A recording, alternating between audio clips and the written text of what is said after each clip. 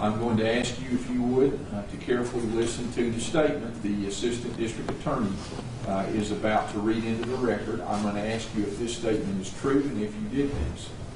Your Honor, if called to trial, the state would prove that on May the 7th, 2019, the defendant, Bethanie Carriker, was living at 720 Green Fern Trail in Blount County, Tennessee. Also living at the home was her husband, Matthew Carriker, their 15-month-old daughter, Calliope Carriker, and a 19-day-old infant, Penelope Carriker. In the morning hours of May 7th, law enforcement authorities responded to this residence regarding a verbal domestic incident. In resolving this incident, Matthew Carriker was requested to involuntarily left the residence, and law enforcement cleared the scene. The defendant, Bethanie Carriker, was the lone adult in the residence with the two children. Cell phone records would show that over the next several hours, the defendant and her husband exchanged text messages regarding the future of their marriage and the long-term care of their two children.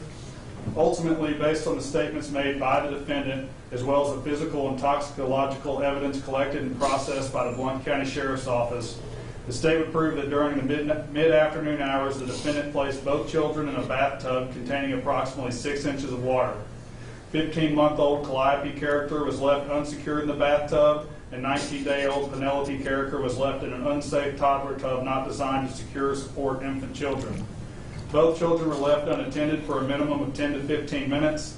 Ultimately, both children drowned, which resulted in the death of 15-month-old Calliope Carriker and a serious bodily injury of Penelope Carriker, who was eventually successfully resuscitated by law enforcement and emergency first responders. Ultimately, after conducting an autopsy and toxicological analysis, the Knoxville Forensics Center ruled in their final autopsy report that the manner of death was best classified as undetermined. All these events occurred in Blount County, Tennessee. Is that true, and did you do that? Yes, sir. Do you understand by this plea that this conviction can be used against you in a subsequent prosecution if you're ever charged with another crime? Yes, sir. Is your plea voluntary, of your own free will? Yes, sir. Has anyone forced you, threatened you, or made promises to you other than this plea agreement to get you to plead guilty?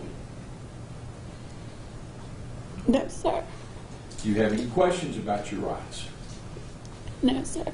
Do you have any questions about the sentences you're about to receive? No, sir. Have you had the opportunity to discuss this case with your attorneys? Yes, sir. Have you talked with them about witnesses you might call and defenses you might offer if you were to try the case? Yes, sir. And are you satisfied with how they've represented you? Yes, sir. Is there anything about this agreement you don't understand? No, sir. Do you have any questions at all about the case? No, sir. To the information in this case charging you with 2 counts of aggravated child neglect, how do you plead, guilty or not guilty? Guilty.